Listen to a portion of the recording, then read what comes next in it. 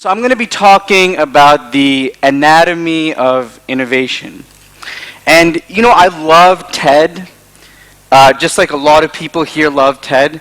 And I think we all love TED because TED is fundamentally about spreading ideas. And there are very few things in the world that are as important to spreading ideas like the concept of innovation. So the second thing I'm going to talk about is innovation something that only experts can do? Or is it something that each and every one of us sitting in the audience here today can do to make the world a better place? All right, so I'm going to start with a very, very bold statement. And I genuinely believe that every 6-year-old can learn innovation. Let me say that again. I believe that innovation can be taught systematically, repeatedly, in a sustainable way to a 6-year-old. All right, so how is this possible? Innovation sounds very complicated, and it sounds like a very, very complex process. But I'm going to show you, using something called innovation wheels, how simple innovation can be. And all you really need to draw these innovation wheels is a piece of paper and a pen. And every 6-year-old in the world, hopefully, can use a piece of paper and a pen. So the circle you see in the middle here, very slightly, there's a dashed circle in the middle. That's the innovation wheel. And the first thing that we're going to do is that we're going to draw a line across the wheel. And let's call this line technology. Now we're going to draw another line on this wheel and call this line biology. Now at the intersection of these two lines, we get something very, very interesting.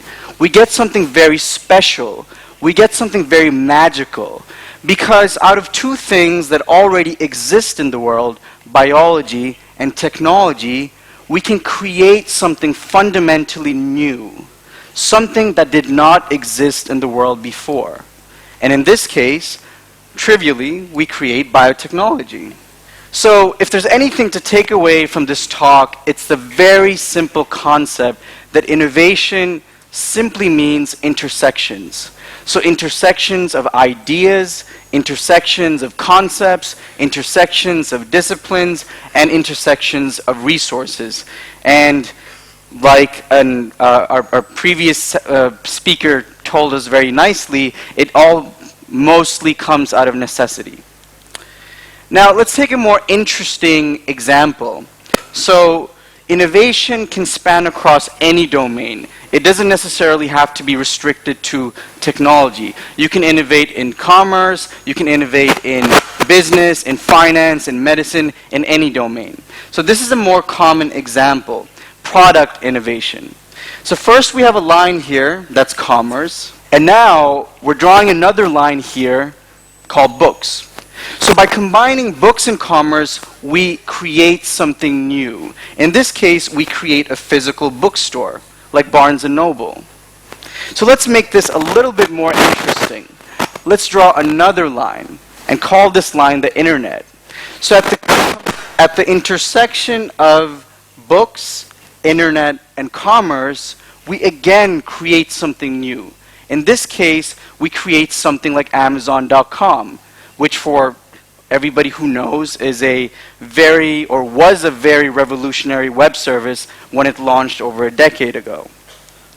Now let's draw another line and call this line mobile. So at the intersection of mobile, internet, and commerce, again, we're creating something new.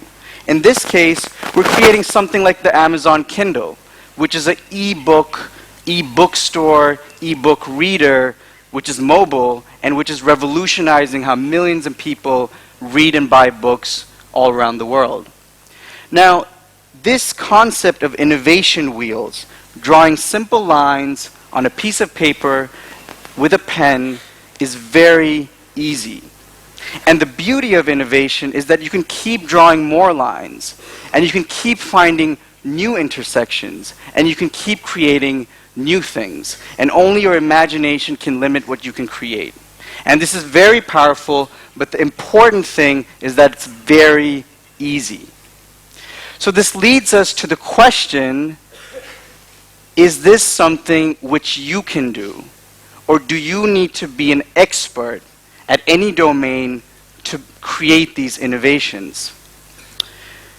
So what we really saw with the innovation wheel is that what is important is not really to be an expert at one thing. What's important is to learn a little bit about a lot of different things and find the intersections. Because when you can see the bigger picture, when you can see the bird's eye view of things and see how different lines cross, that's when you can create new things. So let me give you a couple of examples of people who really fit this bill. Leonardo da Vinci, an amazing Renaissance man. He was a painter, a sculptor, a musician, an engineer, a mathematician. But most importantly, he was an inventor because he could see the intersections of all of these disciplines. Another really good example, Steve Jobs, founder of Apple. He was an entrepreneur, a CEO, a designer, an engineer, a movie producer. But he was not the best designer in the world. And he was not the best engineer in the world. And he was definitely not the best marketer in the world. These were not his expertise. But what was special about him is that he knew a little bit about all of these things. And so he could see the intersections. And he can envision the intersections that no one else could see. And by being this way, he led the development of some of the most amazing innovations in modern time, like the Macintosh, the iPad, and the iPhone, and many more. So I want to leave you with this final and very short message, which is that experts don't change the world. You do. Because each and every one of you know a little bit about the world. And all you need to do is look around you, learn a little bit, find the intersections, and only your imagination can limit what you can do and create to change the world. Thank you very much.